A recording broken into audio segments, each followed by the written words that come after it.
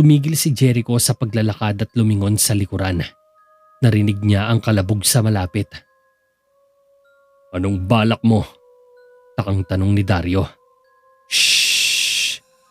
Tumahimik sandali si Jericho nang makarinig siya ng mga batong gumagalaw. "Si Javier!" Pag-aalala kaagad ni Jericho. "Kabisado niya ang mga lagusan dito. Huwag kang mag-alala, mahanap din niya ang daan." Pinigilan ni Dario si Jericho pero tinapik lang niya ang kamay ng lalaki. "Dito lang kayo, babalik ako." Nilagpasan ni Jericho sina Dario, Michelle at Katrina habang naguguluhan si Dario na nakatingin kay Jericho. Babalik siya doon para lang sa isang utusan? Pagtataka ni Dario. Nagkakamali ka ng tingin sa kanya, sagot naman ni Michelle. Nagtago si Jericho sa isang sulok at hinanda ang sarili para sa paparating na maitim na figura. Nakatutok na ang espada niya sa daan ng lagusan habang dahan-dahang naglalakad ang isang figura patungo sa kanya. "Javier! Ikaw pala!" Gulat ni Haring Jericho. "Saan ka ba nagpunta?" Umunot ang noon ni Javier sa tanong ni Jericho. "Nag-aalala ka ba sa akin?" Saad ni Javier. "Hindi no, sinisigurado ko lang na hindi tayo sinusundan." Pagsisinungaling ni Jericho.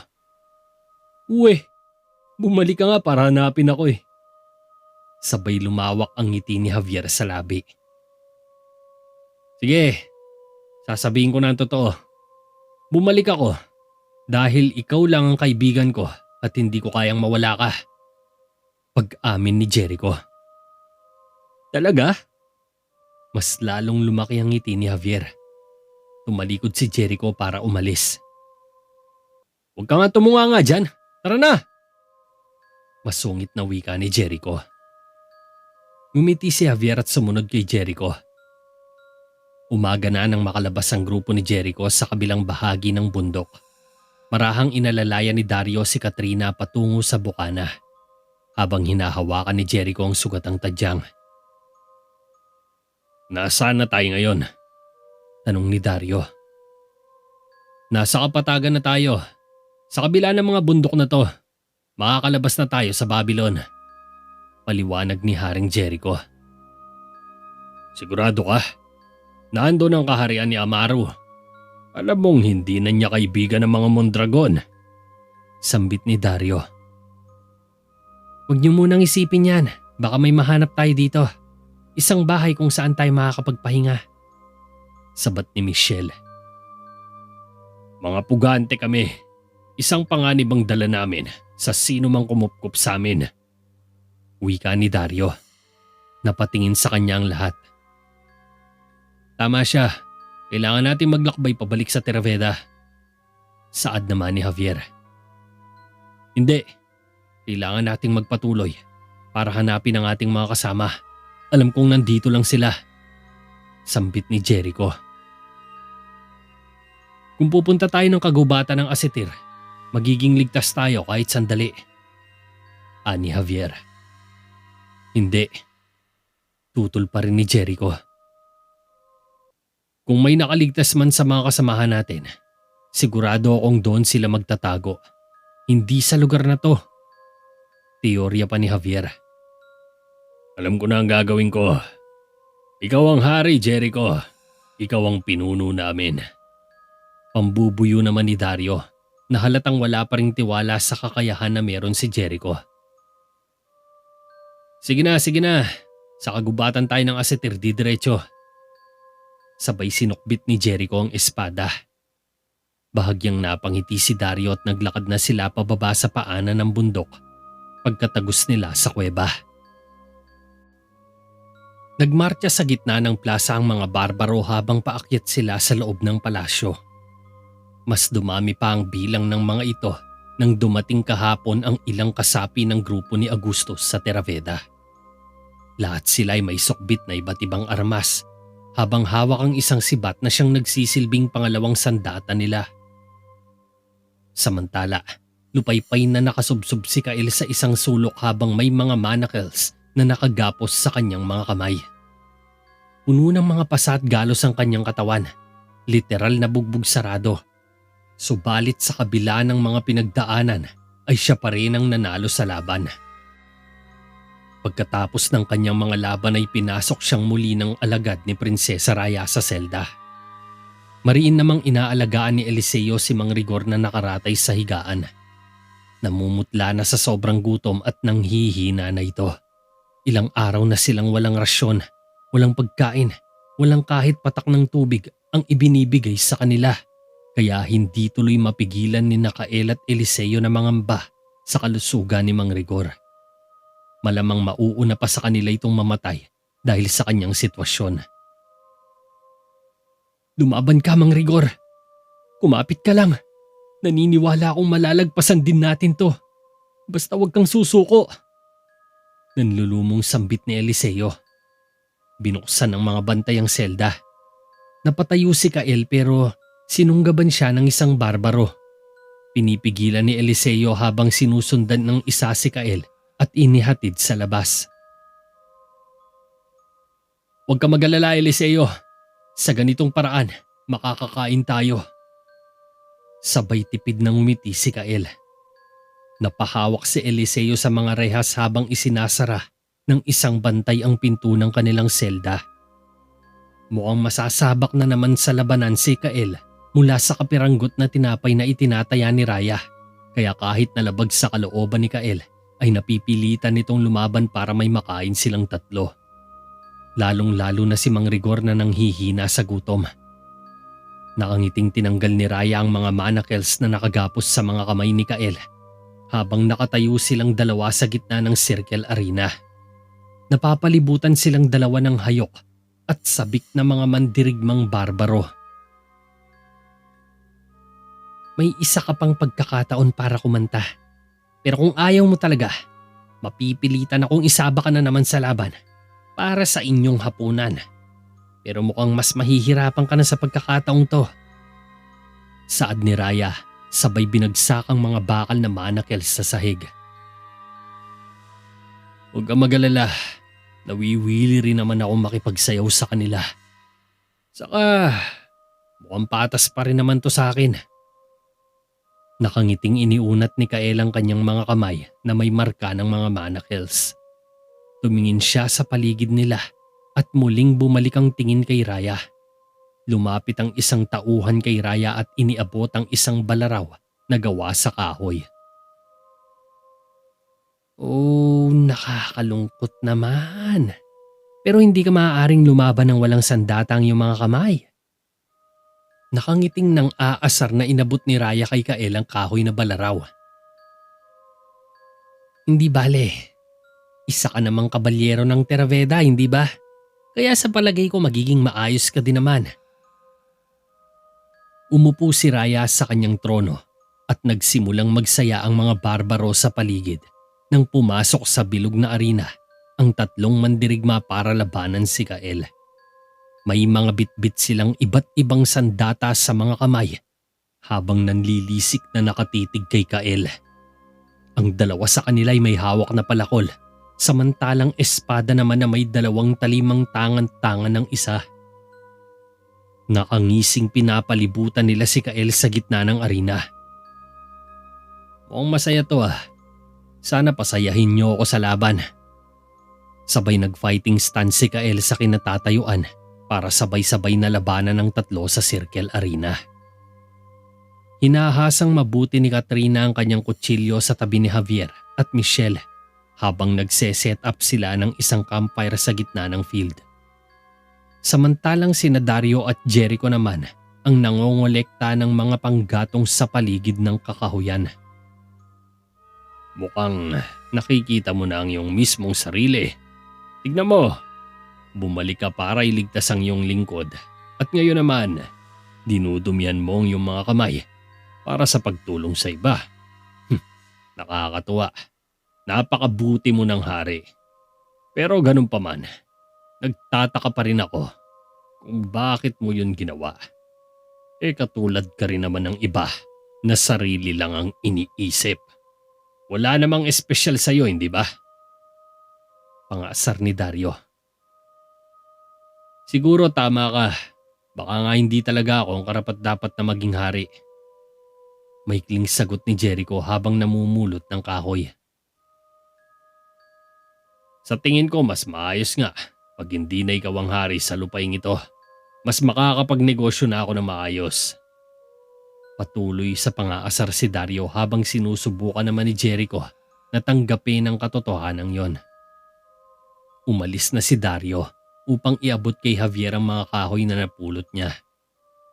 Napansin ni Michelle na parang nakabusangot si Jericho habang patuloy itong nangongolekta ng mga panggatong sa may di kalayuan. Tumayo ang dalaga para makipag-usap sa dating nobyo. Biglang hinagis ni Jericho ang mga kahoy na napulot niya sa isang tabi. Jericho! Jericho! Tawag ni Michelle. Tuloy-tuloy lamang si Jericho sa paglalakad habang sinusundan ito ng dalaga. Nang maabutan niya ito ay hinawakan niya ang kaliwang braso nito. Jericho, sandali! Tumigil si Jericho at lumingon. Huwag muna ngayon, pakiusap. Sambit ni Jericho, kaya malungkot na bumitiw si Michelle. Kung ano man ang nangyari sa atin sa baryo, ay bahagi lamang yon ng panandali ang kaligayahan. Wika ni Jericho. Napaatras na nahihiya si Michelle. Matapos ng ginawa mo sa akin, ang lahat ng mga pinagsamahan natin sa matagal na panahon na tayo ay magkasama, wala na yon. Hinding-hindi na magbabago pa ang nangyari kahit ano pang gawin mo. Dagdag pa ni Jericho. Patawarin mo ako. Kasalanan ko ang lahat ng yon. Lumuluhang lumakad pabalik sa campfire si Michelle. Napabuga ng hangin si Jericho habang malungkot lang na tinatanaw ang dalaga na nasaktan sa mga sinabi niya. Pinasok muli ng mga bantay si Kael sa selda habang nakangiting nakatayo si Raya sa likod ng pintuan na may dalang kalahating tinapay. Huwag ninyong kalimutang magpakabusog sa inyong hapunan ha. Sabay hinagis ni Prinsesa Raya ang tinapay sa maruming sahig ng selda. Nanlilisik na tinignan ni Eliseo si Raya. Balak sana niyang sunggaban ito, subalit wala siyang sapat na lakas para gawin yon dahil bantay sarado ito ng malalakas na mga gwardya niya. Nalulungkot ako na baka ito na ang huling tinapay ninyo. Pinulot kaagad ni Eliseo ang tinapay at iniligay niya ito sa mga kamay ni Mang Rigor na kasalukuyan pa ring nakaratay sa higaan. Kailangan mong kumain, wika ni Eliseo. Kumain man ako o hindi, hindi rin ako magtatagal sa mundong ito. Mahinang sambit ni Mang Rigor. Huwag ka po magsalita ng ganyan, Mang Rigor. Mabubuhay ka ng matagal. Sinusubukang pigilan ni Eliseo ang emosyong nagsisimula ng bumigat sa dibdib niya. Pinunasan niya ang tumatagas na mga luha sa kanyang mga mata. Isa akong manggagamot, Eliseo. Ginugol ko ang aking panahon sa pagmamasid sa ikot ng buhay. Kung may isang bagay na hindi ako natatakot, ito ay ang kamatayan. Huwag mong sayangin ang iyong pagkain. Kung kailangan pang lumaban ni Kael, kakailanganin niya ang lahat ng lakas na makukuha niya para muling lumaban. Nanghihinang wika ni Mang Rigor. Pero iniwan pa rin ni Eliseo ang tinapay kay Mang Rigor at umupo siya sa sulok sa tabi ng sugatang si Kael. Pagsapit ng dilim, mag-isang nakaupo sa isang puno sa tabi ng apoy si Jericho. Nakakrus ang kanyang mga braso habang ito ay nagmumuni-muni mula sa liwanag ng bonfire. Magpahinga ka na. Ako na magbabantay sa inyo ngayon. Umupo si Javier sa tabi ng puno. Patuloy ang pagmumuni-muni ni Jericho. Jericho, ano problema? Huwag kang makinig kay Dario. Hindi kanya kilala. Wika ni Javier. Hindi ito tungkol kay Dario. Masama ang loob ko dahil nagtiwala ako sa maling tao. Sagot ni Jericho at malungkot pa rin na nakatitig sa apoy Pinagtaksilan ka ni Aragon. Hindi mo na kasalanan yon. Sambit ni Javier. Hindi. Isa talaga akong hangal. Mali ang paghusga ko sa lahat. Ang tito ko, si Raya. Bawat desisyon na ginawa ko'y mali. Malungkot na pahayag ni Jericho. Masyado ka lang matigas sa sarili mo, kaya hindi mo napapansin ang mga mali sa paligid mo. Hindi mo sinusubukan. Naintindihan ang sarili mo kaya ka nagkakaganyan. Sambit ni Javier. Dapat akong maging mas matalino. Isang estadista. Isang hari. Tama si Dario. Walang espesyal sa akin. Katulad lang din ako ng iba na sarili lang ang iniisip. Turan ni Haring Jericho. Hindi ka ganon. Huwag mong pakinggan ang sinasabi ng iba. Isa kang karapat-dapat na maging hari sa lupaing to. Naniniwala akong makakaya mo ang lahat kapag nagtiwala ka ulit sa sarili mo. Magiging dakila kang hari at kikilalanin ka ng lahat. Wika naman ni Javier. Magaling ako sa espada. Hanggang dun lang yon. Bukod doon wala na. Sagot ni Jericho. Mahal ka ng iyong mga tao. Kailangan ka ng mamamayan ng Traveda. Pilit pinapatatag ni Javier ang kalooban ni Jericho na nagsisimula ng sumuko sa laban. Alam niyang mabigat ang pasanin na kinakaharap ngayon ni Jericho, pero nandito siya sa tabi nito para tulungan itong bumangon at lumaban para sa kalayaan ng Traveda. Hinding-hindi niya hahayaan na mapunta sa wala ang lahat ng pinaghirapan ni Jericho. Tutulungan niya itong makabangon mula sa dagok na bumagsak sa kanilang buhay. Karamihan sa kanila'y patay na. Salamat sa akin dahil isa akong hangal na wala man lang nagawa para iligtas sila. Sinisisi ni Jericho ang sarili sa inaakala niyang pagkasawi ng mga kabalyero niya at buong mamamayan dahil sa kanyang mental na kahinaan. Ito ang lubos na ikinakatakot talaga ni Jericho na mangyari.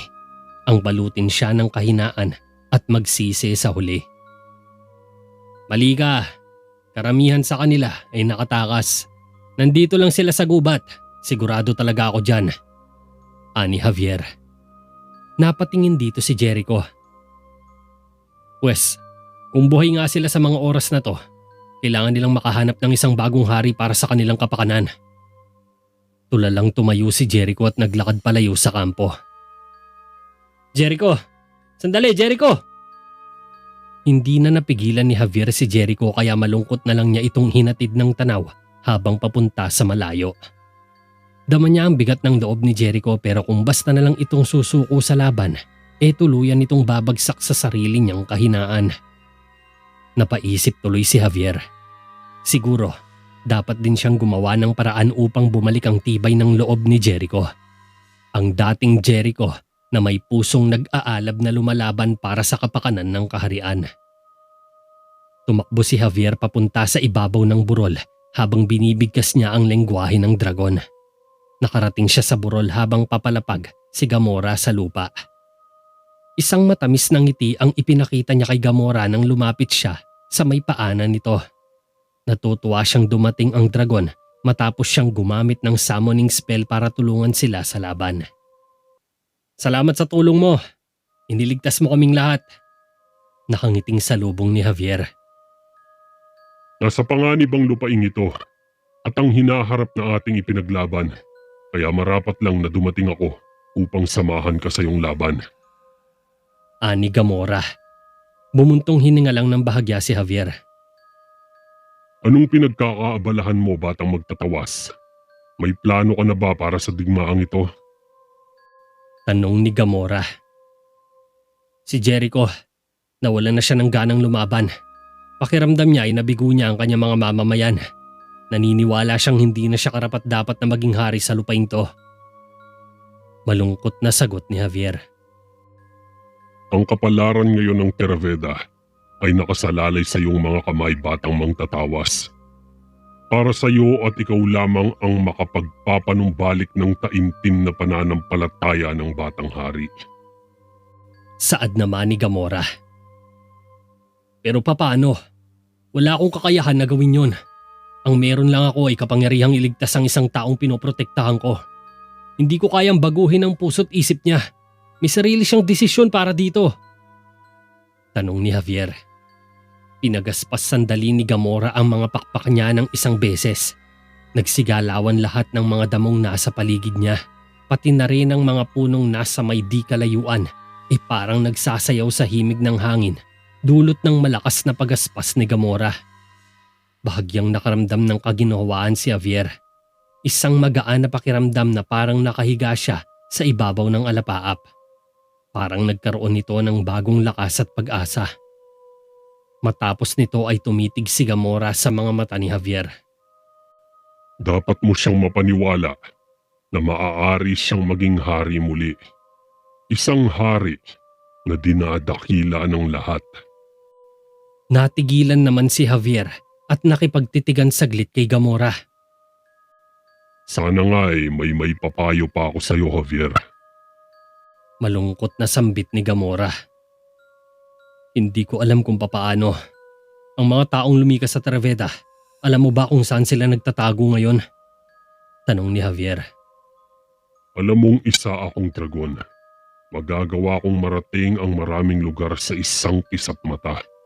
Gaano man ito kalayo, hindi sila masyadong mahirap hanapin para sa akin. Tugon ni Gamora. Kung ganun, hanapin mo sila. Wala na tayong oras na dapat sayangin. Utos ni Javier. Yumukod ang ulo ni Gamora pagkatapos ay lumipad ito papunta sa himpapawid at nawala sa kadiliman ng gabi. Pagputok ng araw ay ginising ni Javier si Jericho habang mahimbing itong natutulog sa lilim ng mga sanga ng puno. Ano, may kalaban ba? Tanong ni Jericho. May kailangan lang ako ipakita sa'yo. Tara, sundan mo ako. Umalis si Javier. Inugot ni Jericho ang kanyang espada na nakatarak sa lupa at sinundan si Javier habang papunta ito sa isang bahagi ng masukal na kakahuyan. Tiyakin mong mahalaga to dahil hindi dapat ito ang oras para sa iyong mga nakakatawang biro. Naiintindihan mo naman siguro yon.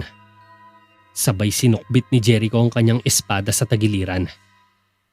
Naglalakad lang si Javier habang sinusundan ito ng nagtatakang si Jericho. Magdamag kong inisip to kagabi kung paano mo nasasabing nawalan ka na ng pag-asa, kung paano ka naging isang mahinang pinuno at isang hamak na karaniwang hari. Wika ni Javier. Tumaas biglang isang kilay ni Jericho. Ano ka mo? Karaniwang hari? Teka, wala yata akong natatanda ang sinabing ganun. Takang sambit ni Jericho. Napalunok ng laway si Javier.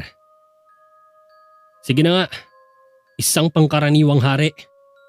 Sundot ni Javier habang kumakamot sa ulo. Salamat ah, mataray na sabi ni Jericho. Bueno, naalala ko ang isang kwentong sinabi sa akin dati ni Tio. Turan pa ni Javier. Javier, hindi talaga ako interesado sa mga paborito mong kwento bago matulog. Kaya wag mo nang ituloy yan. Pigil ni Jericho. Kahit isang beses lang, makinig ka naman sa sasabihin ko. Pakiusap ni Javier. Itinaas ni Jericho ang kanyang mga kamay bilang tanda ng pagsuko. Suko na siya sa kakulitan ni Javier. Napangiti si Javier at bahagyang huminga ng malalim bago magsimulang magkwento. Maraming taon nang nakakalipas bago'y sinilang ang 5 kaharian. Ang lupaing ito ay nasa walang katapusang siglo ng pagdanak ng dugo at digmaan. Ngunit isang taong determinadong wakasan ang lahat ng yon. Tinipon niya ang mga matatanda ng bawat tribo at gumawa siya ng mga plano para sa paghahati-hati sa mga lupaing to. Igagalang ng bawat isang mga hangganan ng iba at iguguhit ito sa ibabaw ng lupa ayon sa kanilang nakikitang angkop. Ang lalaking yon ang unang hari ng Terveda. Ninuno ng lahat ng mga sumunod na henerasyon. Kasama ka na, Jericho. Mahabang kwento ni Javier. Si Bruta. Sambit ni Haring Jericho. Alam mo pala ang kwento? Gulat ni Javier. Oo, lahat ng mga bata sa Terveda ay alam din yon. Ngayon, pwede na ba akong bumalik sa pagtulog? Naiiritang wika ni Jericho. Hindi pa, dahil may isa pang bahagi ng kwentong hindi mo narinig. Ngiting sagot ni Javier. Talaga lang ah. Sarcastic na saad ni Jericho. Nang malapit nang mamatay si Bruta, hiniling niyang dalhin siya sa pusod ng kagubatan. Doon sa kanyang huling lakas. Itinusok niya ang kanyang espada sa isang bato. Kung tatanungin mo man ang kanyang lahi, ito ay bumubuo ng pagsubok. Tanging isang tunay na hari ng Terraveda ang makakapaglabas ng sandatang yon. Napatigil bigla si Jericho. Gawa-gawa mo lang to, no? Wala akong narinig na ganyan sa kwento. Umayos ka ha, Javier, kundi babanatan kita. Banta ni Jericho. Siyempre hindi ah. Nagpatuloy si Javier sa paglalakad habang hindi naman maialis sa isip ni Jericho na talagang nagsisinungaling lang si Javier. Alam niya kasi ang buod ng kwento hanggang sa katapusan nito kaya hindi siya mauuto ni Javier. Gayunpaman, sinundan pa rin ni Jericho ang tinatahak na daan ni Javier. Sige, kung totoo man yan, bakit hindi ko narinig ang bahaging yon? Tanong ni Jericho. Pwes, hindi naman talaga ang kasaysayan ng porte mo, di ba? Paliwanag ni Javier. Kung ganon, nasaan ang batong ito? Pag wala akong nakita, kukuha ko ng bato at ipupukpok ko sa ulo mo. Banta ulit ni Jericho. Oh, hindi mo alam? Nawala ito. Maraming taon na ang nakalipas sa panahon ng malawakang paglilinis. Ngunit nahanap ko na to. Pagmamayabang pa ni Javier. Hindi pa ako nakarinig ng basurang kwento sa buong buhay ko. Saad ni Haring Jericho. Sinasabi mo bang sinungaling si Tio? Nagtaas ng kilay si Javier at kunwaring galit. Hindi. Ikaw ang tinatawag kong tanga. Kaya wag mo akong maloko-loko sa mga biro mong to. Napatigil bigla si Jericho sa paglalakad. Ano nga uli yun? Sinundan ni Jericho ang linya ng paningin ni Javier. Nagulat si Jericho nang makita ang isang espada na nakatarak sa puting bato. Naglakad sila palapit dito at nagulat na naman si Jericho nang may lumabas na mga kabalyero, magsasaka at mamamayan ng Terraveda sa mga sulok ng gubat. Kasama nila sina Nicolas at Ramon. Ngumiti si Javier. Bumalik ang tingin ni Jericho sa kanya at nakita ni Jericho sa mga mata nito na parang buong puso siyang ipinagmamalaki ni Javier bilang hari. Ano bang klaseng laro ito, Javier? Kunwaring nagtataray si Jericho para hindi siya mahalata ni Javier na natutuwa. Pero kahit gaano man ito itago ni Jericho ay halata rin ni Javier ang nilalaman ng puso niya sa pamamagitan ng sinasabi ng kanyang mga mata. Pinatutunayan ko lang na ikaw ang kanilang pinuno at kanilang hari. Sagot ni Javier. Ang espadang yun ay mahigpit na nakaipit sa solidong bato. Hindi mo ba nakikita? Kahit 10 tao pang magtulong-tulong, hindi kayang tanggalin yan. Mahinang reklamo ni Jericho. Napangiti tuloy si Javier. Oo, tama ka. Dahil ikaw ang karapat-dapat na bumunot nito. Tugon ni Javier. Javier, imposible. Tanggi ni Haring Jericho. Jericho, tandaan mo, ikaw ang tunay na hari ng Terraveda. Makakaya mo ang lahat basta't maniwala ka lang sa sarili mo. Binalik ni Jericho ang tingin sa mga taong nakapalibot sa espada sa bato. Napalunok ng laway si Jericho. Gusto mo ba akong magmukhang tanga sa harapan nila? Bulong ni Jericho kay Javier. Siyempre hindi. Ipapakita natin na mali si Dario. Hindi ka basta-basta. Espesyal ka. Ikaw at ikaw lang ang makakahugot ng espadang yun sa bato. Nakipagtalo ng tingin si Jericho kay Javier ngunit kalaunan ay hinugot rin niya ang sariling espada niya at itinarak ito sa lupa. Sana nga, tama ka sa bagay na to. Dahan-dahang lumapit si Jericho sa puting bato. Nag-aalinlangan siyang tumingin sa mga taong nasa paligid na lahat ay nakatutok sa kanya. Pagkatapos ay ipinatong niya ang 2 kamay sa hawakan ng espada. Sinubukan niya itong hilahin pataas, ngunit hindi gumagalaw ni katiting ang espada. Kailangan mong maniwala, Jericho. Sambit ni Javier. Umiling sandali si Jericho sa pagsisikap na hugutin muli ang espada, subalit hindi pa rin gumagalaw ang espada. Tinitignan ni Javier ang karamihan habang nagpupumiglas si Jericho sa paghugot ng espada. Nakatadhana kang maging pinakadakilang hari ng lupaing to. Wika pa ni Javier habang patuloy pa rin sa pagbunot si Jericho sa espada. Maniwala ka! Kahit ang batong ito ay hindi makakaharang sa'yo. Tumingin si Jericho sa espada at muling ipinosisyon ang sarili niya. Inilagay niya ang isang kamay sa hawakan ng espada at ipinikit niya ang kanyang mga mata. Pinagmamasdan lang siya ni Javier sa malapit. Manalig ka, Jericho. Tumango ng bahagya si Jericho kay Javier na tila nagpapahiwatig na nakahanda na siyang maniwala sa kanyang sariling kakayahan. Habang hinuhugot ni Jericho ang espada ay nagsimulang kuminang ang mga sklera sa mga mata ni Javier. Kasunod nito ay mahiwagang itinulak ng bato ang espada paangat. Inilabas ito ni Jericho at tinitigan nitong mabuti. Namangha siya sa ganda at talas ng espada. Itinaas ito ni Jericho habang natutuwa at namamangha sa kanya ang mga kabalyero at mga buong mamamayan niya. Maging si Javier ay natutuwa rin sa ginawa niyang pagtulong kay Jericho. Sa wakas ay nakamit rin ni Jericho ang inaasam-asam niyang suporta ng mga tao. Ang tiwala niya sa sarili na nagbalik ang nag-udyok sa kanya para magpatuloy sa kanyang laban. Mabuhay ang hari! Mabuhay ang hari! Magkasabay na sigaw ni Nicolas at Ramon. Nagsigawan na rin kasunod ang mga taong patuloy na naniniwala sa kakayahan ni Jericho.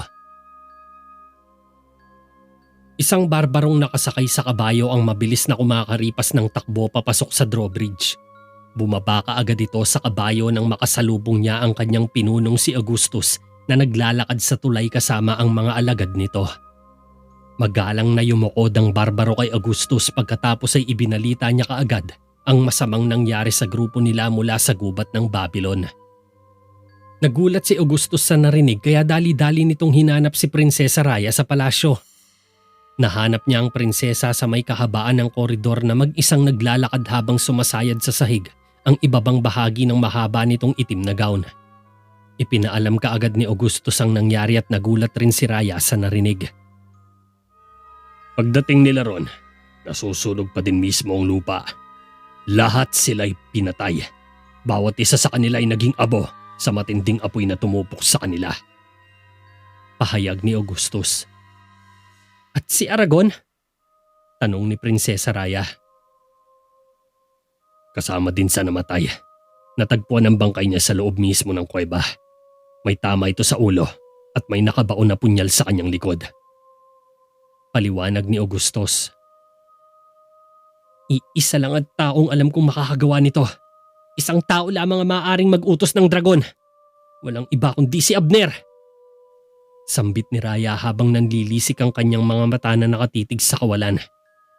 Kilala niyang makapangyarihan si Abner pagdating sa mga bagay patungkol sa mahika at ganoon din ito kapanganib. Subalit wala na siyang pakialam dito. Haharapin niya ulit si Abner sa oras na magkita sila. Tatapusin niya ito ng dahan-dahan sa pamamagitan ng kanyang nagbabagang kapangyarihan at hindi siya rito magtitira ng awa.